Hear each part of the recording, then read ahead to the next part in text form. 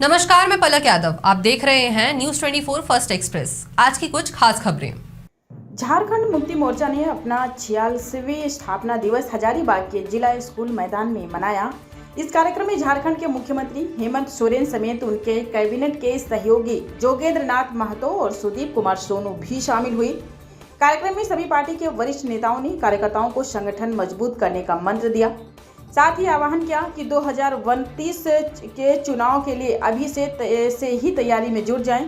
झारखंड सरकार के मुख्यमंत्री हेमंत सोरेन ने इस दौरान जमकर केंद्र सरकार और पिछली भाजपा की सरकार पर जमकर निशाना साधा और कहा कि भारतीय जनता पार्टी ने 16 साल तक शासन किया। स्कूल के मैदान में झारखंड मुक्ति मोर्चा के स्थापना दिवस के इस कार्यक्रम में अभी भी लगातार हम लोग कार्यकर्ता रास्ते से आ रहे हैं और जो लोग अभी आए हैं उनका हार्दिक अभिनंदन है, स्वागत है। इनको भी आप लोग पंडाल में आ जाइए और पंडाल में अपना स्थान ग्रहण करें। आपका बहुत बहुत स्वागत है।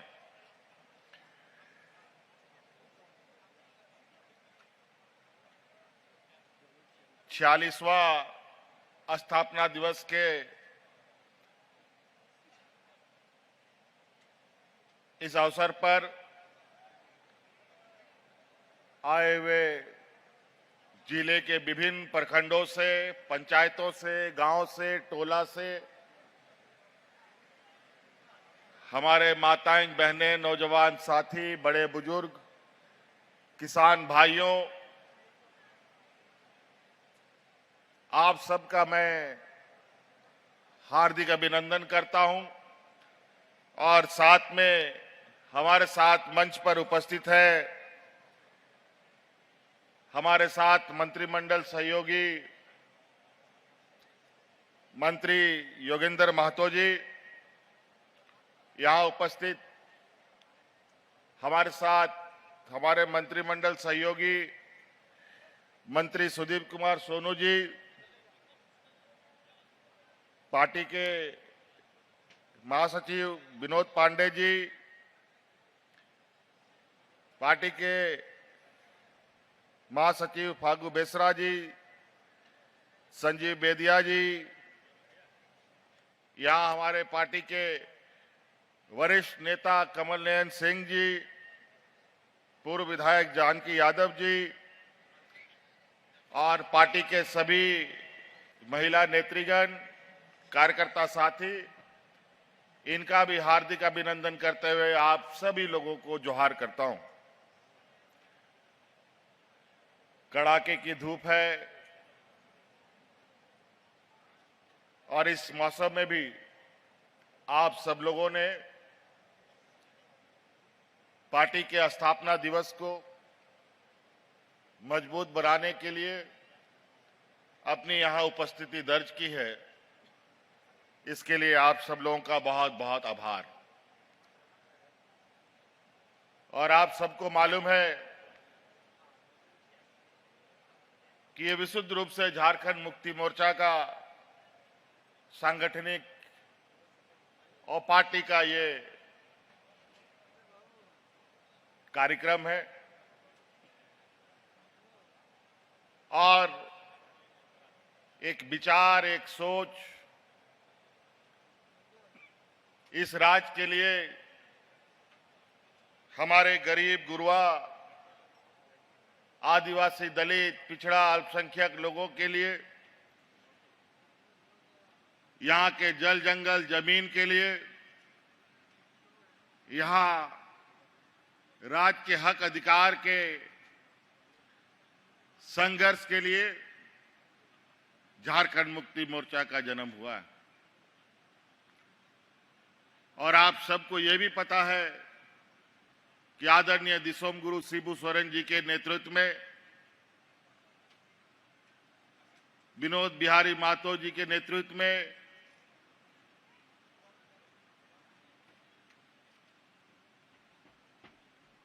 शहीद निर्मल महतो जी के नेतृत्व में राज अलग करने की एक लंबी संघर्ष इस राज्य में हुई। 40-45 बरस के बाद और इस लंबी संघर्ष में हमारे अनेक लोग शहीद भी हो गए, अनेक माताओं के मांग से सिंदूर उजड़ गया, अनेक नौजवान अनाथ हो गए।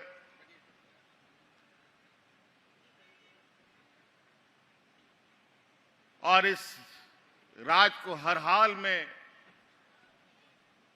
अलग राज बनाना था। इसलिए आप जैसे अनगिनत लोग झारखंड मुक्ति मोर्चा में जुड़ते गए और यहाँ के आदिवासी मूलवासियों की ताकत के बदौलत 2000 ईस्वी में ये राज मिला। और बहुत खुशी हुई कि झारखंड राज बना। बहुत सारे लोग चैन की नींद सो गए कि राज अलग हो गया, अब हमारा विकास होगा, घर परिवार सुखी होगा, खेत खलियान लहलहाएंगे। लेकिन बड़ा दुर्भाग्य की बात है, राज अलग हुए 25 वर्ष हो चुके, लेकिन इस राज को जिन लोगों ने सबसे अधिक दिशा देने का काम किया, जिसके कंधे में राज चलाने का जिम्मा आया, जो हमारे आज के दिन में घोर विरोधी हैं भारतीय जनता पार्टी के लोग, जो अलग राज के भी विरोधी थे और इस राज के आदिवासी मूलवासी के भी विरोधी रहे। लेकिन इनको पता था कि ये बाहर रहेंगे तो ये बहुत मुश्किल है लोकसभा जीतना। लेकिन कोई बात नहीं, गरीब, कमजोर, आदिवासी, दलित, पिछड़ों को कुछ भी मिलता है बहुत संघर्ष करना पड़ता है। कोई आपको घर में ला के नहीं देगा, लेकिन अपना जो होगा वो आपके दुख दर्द को भी समझेगा और आपके घर तक भी आपके हक अधिकार को पहुंचाएगा। और उसी का परिणाम है आज इस राज्य के घर घर में मुस्कान है। आज इस राज्य की आधी आबादी को हमने अपने पैरों पर खड़ा होने का एक ताकत दिया है मैया सम्मान योजना के तहत। अभी कल परसों हम लोग का सरहुल बीता, रांची में बड़े धूमधाम से रैली निकली। मुझे नहीं लगता है कि आज जितना बार हमने सरहुल को देखा है अपने उम्र में, इतना सरहुल में लोग झूमते नाचते राज्य के अलग अलग कोने में ना निकले हों। पूरा गांव का गांव इस मेले में शरीक हुआ। आखिर शरीक होगा क्यों नहीं? मेला जाएगा कौन? मेला तो वही ना जाएगा भाई जिसके जेब में पैसा होगा, जिसके पास पहनने के लिए कपड़ा होगा, जिसके पास मेला में घूमने के लिए, खाने के लिए मिठाई होगा। आज हर एक घर में हमने एक एक ऐसी ताकत को जन्म देने का काम किया जो आने वाला समय में एक बहुत बड़ा मील का पत्थर साबित होने जा रहा है। ये देश का पहला राज है जो राज का एक बहुत बड़ा बजट हम अपने ग्रामीण क्षेत्रों में दे रहे हैं। हम जानते थे कि हमारे गांव के लोगों के पास क्या कमी है। खेत है लेकिन पानी नहीं, बेमौसम बारिश, बेमौसम बर्फ, ओलावृष्टि होना, मौसम का बदलाव, विस्थापित का दंश, अलग अलग तरीके का यहां के लोगों के ऊपर अत्याचार हो रहा है।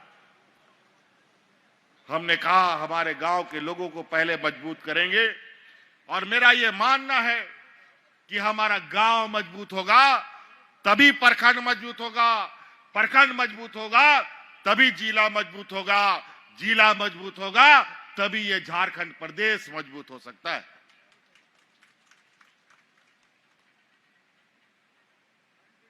अभी बहुत सारे काम करने बाकी हैं। अभी फिर से आप लोगों के आशीर्वाद से आप लोगों को मैं धन्यवाद देना चाहता हूं कि दुनिया की सबसे बड़ी ताकत को इस विधानसभा में आप लोगों ने मुंह तोड़ जवाब दिया है, फिर से आबुआ सरकार बनाने का काम किया है। इसके लिए आप सब लोगों का बहुत बहुत आभार। और आप देखिएगा इस राज्य की बदलती तस्वीर को, यहां के खनिज संपदा, इस देश का 42% खनिज संपदा इस राज्य में मिलता है, लेकिन यहां के लोग भूख से मरने के लिए मजबूर हैं। लेकिन अब वो दिन खत्म।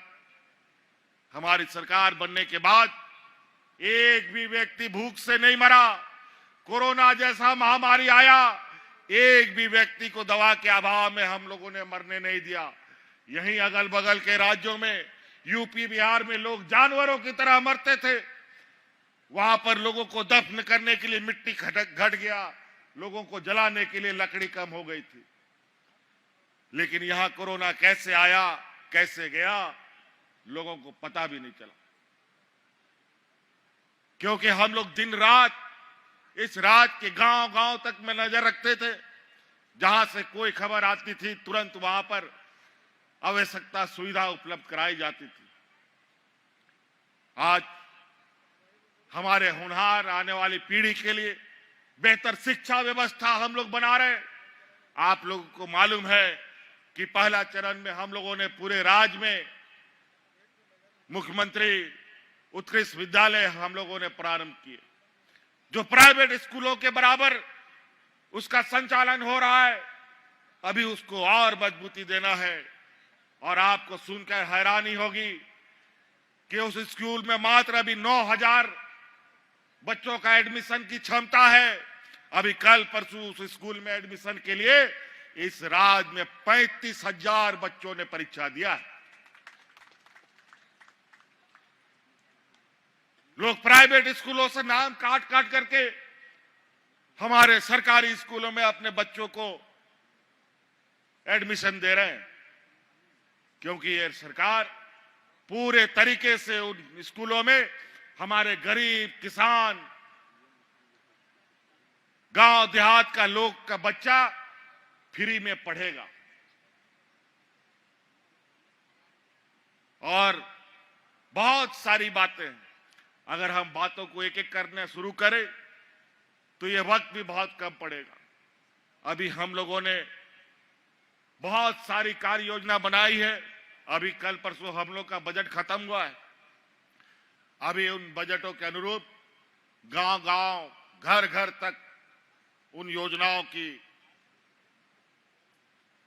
गतिविधियां, उन योजनाओं का विवरणी आप लोगों तक पहुंचाई जाएगी। आप लोगों ने 20 वर्षों में कभी गांव देहात में पदाधिकारी, डीसी, एसपी, बीडीओ तो छोड़ो, हल्का कर्मचारी तक को आप लोगों ने नहीं देखा होगा। लेकिन आपको याद होगा इससे पहले कि हमारी सरकार में गांव गांव, पंचायत पंचायत, टोला टोला में ऐसे ही समियाना लगा करके पदाधिकारी आपके गांव में जाकर के आपका समस्या का समाधान करता था। सरकार आपके द्वार के नाम से आज हमारी महिलाएं, हमारे बुजुर्ग अपना पेंशन के लिए, बूढ़ा बुजुर्ग जो लोग होता था बरसों तक इंतजार करता था। अनेक दलालों के चक्कर में 500,000 रुपया का घूस भी देता था कि हमारा वृद्धा पेंशन का कार्ड बनवा दो। लेकिन बेचारा बुढ़ा मर भी जाता था, लेकिन पेंशन नहीं मिलता था, ना कार्ड बनता था। आपकी सरकार बनी, हमने कानून बना दिया, इस राज्य में कोई बूढ़ा बुजुर्ग बिना पेंशन का कोई नहीं रहेगा। सबको आज बूढ़ा बुजुर्ग को पेंशन गांव में मिलता है। मिलता है कि नहीं मिलता है, बताओ? मिलता है ना? आज डिबरी लगा के ढूंढोगे बूढ़ा बुजुर्ग लोग को तो पेंशन बिना पेंशन का नहीं मिलेगा। 60 बरस का कोई बुजुर्ग होगा, उसका ऑटोमेटिक पेंशन बन जाएगा। और जो पदाधिकारी पेंशन का कार्ड नहीं बनाएगा उसका शिकायत करो, उसका दूसरे दिन नौकरी भी चला जाएगा, बताया। और महिलाओं के लिए तो उसमें भी कम कर दिए, उनका तो 60 साल से घटा के 50 साल कर दिए। वो 50 साल की हो जाएगी, उसी दिन से उसका पेंशन हो जाएगा। अभी थोड़ा सा लोगों में कम बेसी का भाव आता है, किसी को 1000 मिल रहा है, किसी को 2500 रुपए मिल रहा है। चिंता मत करो, हम संसाधन जुगाड़ कर रहे हैं, आप साथ दीजिए। आने वाला समय में हमने जो वादा किया है इससे पहले, सभी वादा हमें याद है, और ये सभी जो असमानताएं हैं उनको समान रूप से कैसे हो, ये व्यवस्था भी हम लोग करेंगे। हर खबरों का अपडेट पाने के लिए बने रहिए News 24 फर्स्ट एक्सप्रेस के साथ।